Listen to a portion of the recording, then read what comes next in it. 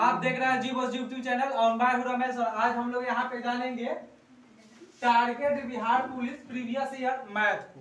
यहाँ पे हम लोग मैथ जो है 27/3/2022 में जो प्रश्न पूछा था मैथ वाले उस सभी को हम लोग इसमें हल करके देखेंगे कि कैसे हल होगा। और हम लोग मैथ को करेंगे ऑपरेशन, ध्यान में रखें हम लोग ऑपरेशन करेंगे। ऑपरेशन में हम लोग ट्रिक का प्रयोग नहीं करेंगे, उसको चीर फाड़ करके करेंगे। तो चलिए सबसे पहले इस प्रश्न को बनाने के लिए आपको क्या करना पड़ेगा, तो इसमें लिखना पड़ेगा कि कौन सा अंकित मूलय है। तो यहाँ पे देखिए अंकित मूलय हम उतार देंगे। तो अंकित मूलय हम लिखे कितना हो जाएगा, यहाँ पे अंकित मूल्य हो जाएगा आपका अब 4200 रुपया। कितना है, 4200 रुपया हो जाएगा। और दुकानदार इसे क्या कहता है, एक कूलर का अंकित मूल्य 4200 रुपया है और दुकानदार इसे 3696 रुपया में बेचता है। तो छूट प्रतिशत क्या है, यानी यहाँ पे विक्रय मूल्य हो जाएगा हम लोग का, विक्रय मूल्य हो जाएगा कितना, तो विक्रय मूल्य हो जाएगा हम लोग का 3696 रुपया। अब इसमें कह रहा है कि तो छूट प्रतिशत ज्ञात करें। तो छूट प्रतिशत का आप सूत्र पढ़े होंगे, 8 क्लास में दिया होता है छूट प्रतिशत। तो उसमें जाओगे ना तो आपको समझ में आ जाएगा, 8 क्लास में लगभग 8 दशमलव कुछ में आता है। तो चलिए उसका सूत्र हो जाएगा छूट प्रतिशत, यानी छूट प्रतिशत का सूत्र हो जाएगा, छूट प्रतिशत का सूत्र हो जाएगा आपका अंकित मूल्य। क्या हो जाएगा, अंकित मूल्य को गुना कर देना है, अंकित नहीं अंकित मूल्य के क्या करना है, अंकित मूल्य अब माइनस कर देना है आपका जो छूट दिया है विक्रय मूल्य, इसको घटा देना है, यानी विक्रय मूल्य को माइनस कर देना है। अब बाटा में क्या हो जाएगा आपका, तो अंकित मूल्य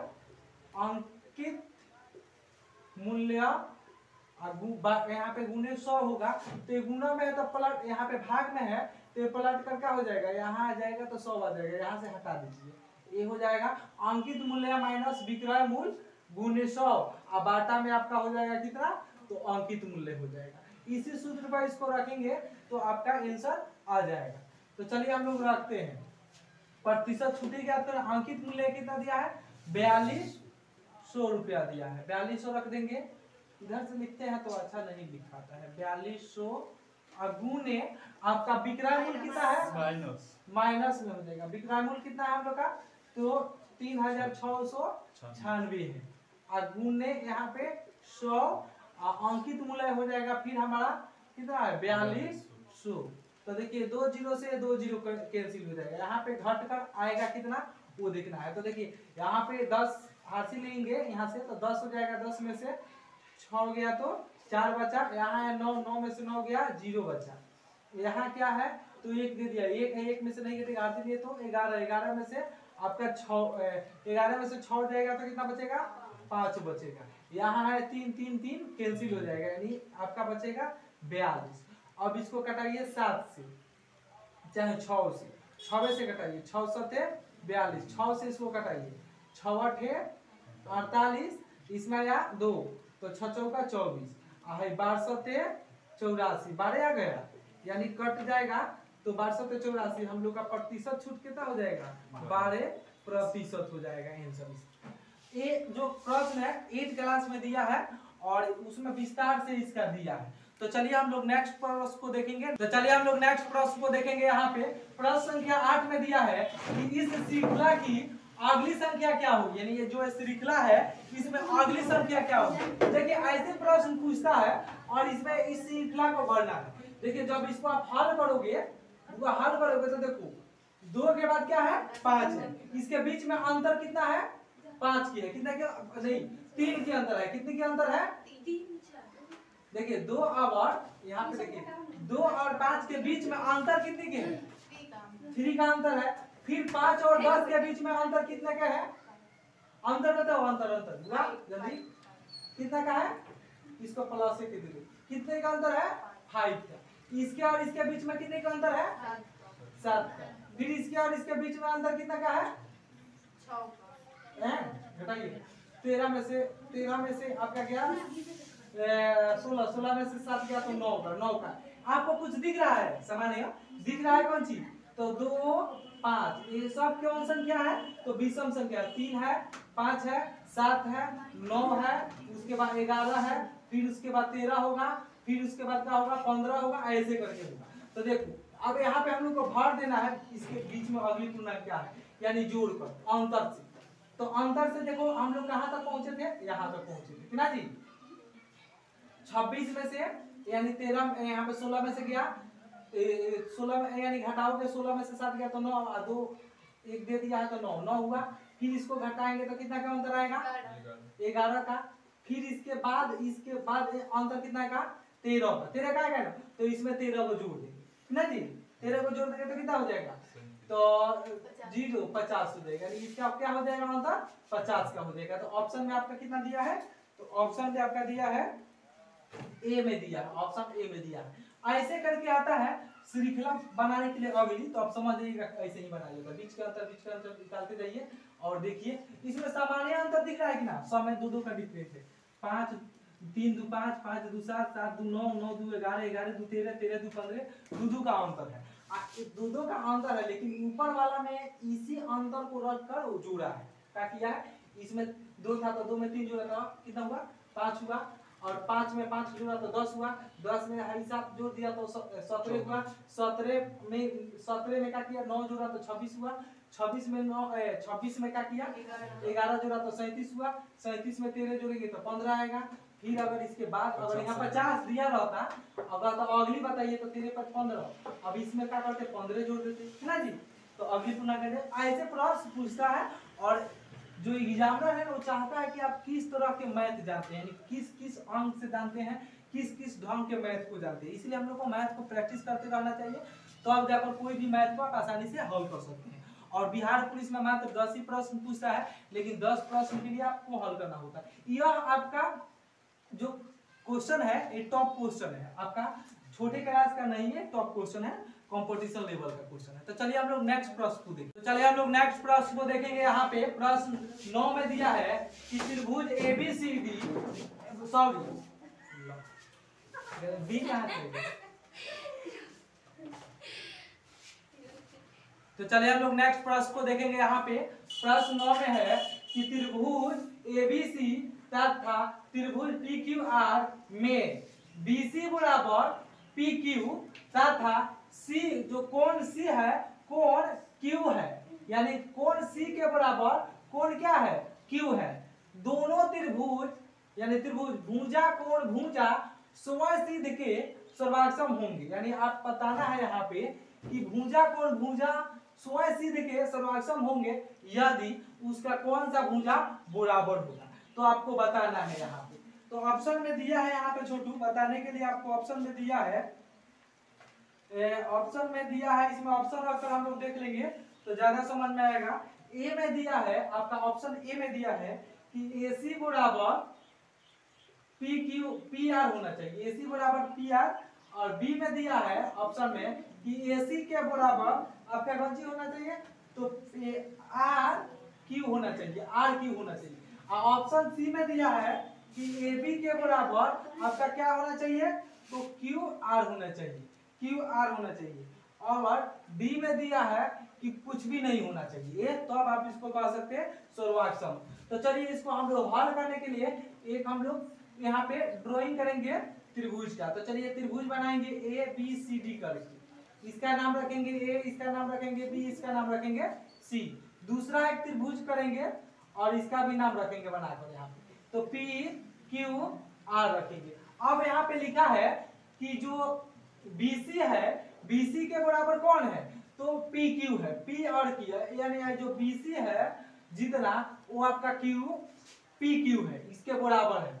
और लिखा है कोण जो C है, कोण आपका C जो है वो Q के बराबर है। किसका बराबर है? तो Q के बराबर है इसका। तो देखिए आप एक यहाँ पे गौर करिए ध्यान, आप छोटे क्लास में पढ़े होंगे कि देखिए कोण C बराबर 1 और Q है, तो इसके जो सामने से जाएगा और इसके जो सामने से जाएगा बराबर है। तो A जो है इसके सामने से बराबर हो रहा है इधर का, और ये इधर का हो रहा है, देखिए इधर का। तो इसके बगल वाला ये भी तो बराबर होगा इसके, तो हमको यही दिखा देना है, AC वाला दिखाना है किसकी? QR की। तो देखा है QR कहीं लिखा है, ये दे लिखा है AC तो R और Q लिखा है ना, R Q लिखा है, AC बराबर R Q ऑप्शन बी में लिखा है। यानी जब एक भुजा ए इसके बराबर हो रहा है, इसका कोण भी बराबर है, तो ऐसे आप समझिए इसका कोण और इसका कोण, तो जब ये नीचे वाला इसके बराबर होगा तो कोण भी बराबर है तो ऊपर वाला भुजा इसके बराबर। लेकिन इसमें क्या किया था कि इसका नीचे और इसका ऊपर वाला दिखाया था, तो इसलिए ये वाला जब AC बराबर RQ होगा तो ये त्रिभुज क्या होगा, सर्वाक्षम होगा। ऑप्शन बी अगर होगा तो त्रिभुज क्या हो जाएंगे, सर्वाक्षम हो जाएंगे। तो चलिए हम लोग नेक्स्ट वीडियो में देखेंगे नेक्स्ट क्वेश्चन आंसर। तो चलिए हम लोग नेक्स्ट प्रश्न को देखेंगे। प्रश्न 10 में दिया है कि महेश ने 12,000 रुपया चक्रवृद्धि ब्याज पर रखे, यदि रकम 5 वर्ष में दोगुनी होती है, यानी दोगुनी होती है, तो 20 वर्ष के बाद उसे कितनी रकम मिलेगी। यानी कह रहा है, तो यहाँ पे देखिए कह रहा है 20 वर्ष में, यानी हल हम लोग करेंगे तो कह रहा है 20 वर्ष में ज्ञात करना है। तो देखिए 5 वर्ष में दिया है, यानी यहाँ पे लिखा है 5 जो वर्ष है, तो मान लीजिए 5 वर्ष है तो यहाँ पे ये दुगुनी होती है, तो मान लीजिए पहला साल, यानी 5वां वर्ष का पहला साल, यानी 1 वर्ष में कितना हो जाएगा, तो ये दुगुनी करेंगे तो क्या हो जाएगा, 2 गुनी हो जाएगा, यानी जो समय है वो 2 गुना हो जाएगा, यानी 1 साल में 2 गुना हो जाएगा। ये जो टी का मतलब इस पे टी होता है, यानी टाइम होता है टी का मतलब, और 2 गुना हो जाएगा, टाइम क्या होगा, 2 गुना हो जाएगा। तो पहला वर्ष में क्या हो जाएगा, 2 गुना हो जाएगा। मान लीजिए 5 वर्ष के बाद दूसरा वर्ष में क्या हो जाएगा, तो उसी तरह हो जाएगा 2 पे टी, यानी दूसरा वर्ष का तो 2 पे कितना हो जाएगा, पावर आपका 2 हो जाएगा। इसी तरह तीसरा वर्ष, चौथा वर्ष, 5वां वर्ष। तो देखिए छोटू यहाँ पे 4 वर्ष आइए कि यहाँ पे दिया है 5 वर्ष, तो चौथा वर्ष में कितना हो जाएगा, डैश डैश यहाँ पे कर देंगे। चौथा वर्ष में क्या हो जाएगा, तो टी यहाँ पे 2 पे पावर टी हो जाएगा, और 4 वर्ष में क्या हो जाएगा, 2 पे पावर 4 हो जाएगा। तो देखिए यहाँ पे 2 पे पावर 1 है, इसको हल करेंगे तो ये 2 का 2 ही होगा, इसका करेंगे तो 2 दूनी 4 हो जाएगा, लेकिन इसका करेंगे तो हम लोग को 4 वर्ष में कितना होगा, 2 गुने 2 गुने 2 गुने 2, यानी 4 जगह लिखकर गुना करेंगे तो कितना होगा, 16 वर्ष होगा। यानी वो पूरा वर्ष कितना हो जाएगा, तो 16 वर्ष हो जाएगा टोटल। अब क्या करेंगे, 16 वर्ष हो जाएगा, यानी लिखेंगे इसलिए 20 वर्ष में कितना हो जाएगा, 20 वर्ष जो है ना, तो उसमें 20 वर्ष में पैसवा का करेंगे 2 गुना करने के लिए, तो 16 वर्ष हो जाएगा। 20 वर्ष में 16 गुना हो जाएगा, यानी 16 गुना ये बढ़ जाएगा। यहाँ पे लिख दीजिएगा, ये गुना है, गुना, ये गुना बढ़ेगा, पैसा बढ़ते जाएगा, ये वर्ष गुना हो जाएगा, 16 गुना हो जाएगा, सॉरी गुना हो जाएगा, ये 16 गुना हो जाएगा 5 वर्ष। तो ठीक है, तो आप क्या करेंगे, जो 12,000 रुपया है उसको हम लोग क्या करेंगे, 16 से गुना करा देंगे, तो क्या हो जाएगा, 12 से 14 गुना कर दीजिए, 16 गुने 12, 6 दूनी 12 के 2 हाथ बचल 1, 2 के 2, और यहाँ पे 6 के 6, 1 के 1 को गुना करेंगे, 16 दूनी 32 होता है, यहाँ पे गलत ही गुना करते हैं, 6 दूनी 12, 2 दूनी 3, ठीक है, जोड़ेंगे तो 2 के 2, यहाँ पे कितना गया, 9 192 0 0 दिया है। तो ये आपका ऑप्शन कितना में दिया है छोटू, तो ये ऑप्शन आपका 192 ऑप्शन आपका दिया है डी में, किस में दिया है, ऑप्शन डी में दिया है। तो चलिए हम लोग नेक्स्ट प्रश्न को देखेंगे। प्रश्न को देखेंगे, यहाँ पे प्रश्न 11 में दिया है कि रुपया 4,000 की राशि 2 वर्ष के लिए 5% प्रति वर्ष ब्याज की दर से दी जाती है, तो चक्रवृद्धि ब्याज और सरल ब्याज के बीच अंतर बताइए। यानी यहाँ पे चक्रवृद्धि ब्याज ज्ञात करना है। तो देखिए यहाँ पे सरल ब्याज दिया है और चक्रवृद्धि ब्याज दिया है, तो चलिए हम लोग इसको करते हैं ऑपरेशन। तो देखिए आप चक्रवृद्धि ब्याज का सूत्र होता है अमाउंट गुने 1 प्लस क्या होता है, R/100/T, यानी समय होता है, ये नहीं होता जी। तो आप यहाँ पे एक बात बताओ, 1 होता है और यहाँ पे घटाया भी जाता है, ये पी को घटाया जाता है, देखें लोग। तो आप इस 1 को हटा दीजिए, क्योंकि अंतर पूछ रहा है चक्रवृद्धि ब्याज और सरल ब्याज के अंतर। तो इसके लिए सूत्र हो जाएगा P × R/100, अब यहाँ पे हो जाएगा समय आपका, क्योंकि 1 जो रहेगा अंतर करेंगे तो इसमें -1 करके किया जाता है, लास्ट में 1 किया जाता है, तो 1 हट जाएगा अंतर में, तो ये आपका प्लस इतना ही बचेगा। अब इसका P आपका दिया है 4,000 रुपया दिया है, कितना दिया है, 4000 दिया है।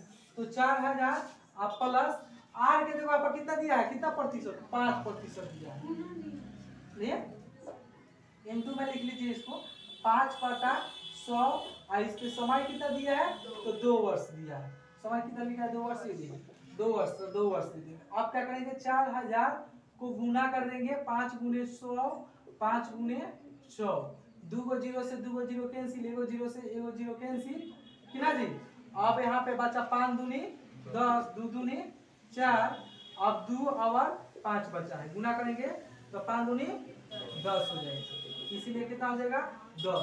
अब उसके बीच में अंतर कितना हो जाएगा, चक्रवृद्धि ब्याज और सरल ब्याज के बीच के अंतर 10 हो जाएगा, क्योंकि यहाँ पे 12 हो जाएगा, यहाँ पे 1 है और यहाँ 1 रहता है, तो ये हट जाएगा अंतर में, आपका जो आएगा वो अंतर हो जाएगा। तो चलिए हम लोग नेक्स्ट वीडियो में देखेंगे नेक्स्ट क्वेश्चन आंसर, तब तक के लिए धन्यवाद, थैंक्स, जय हिंद।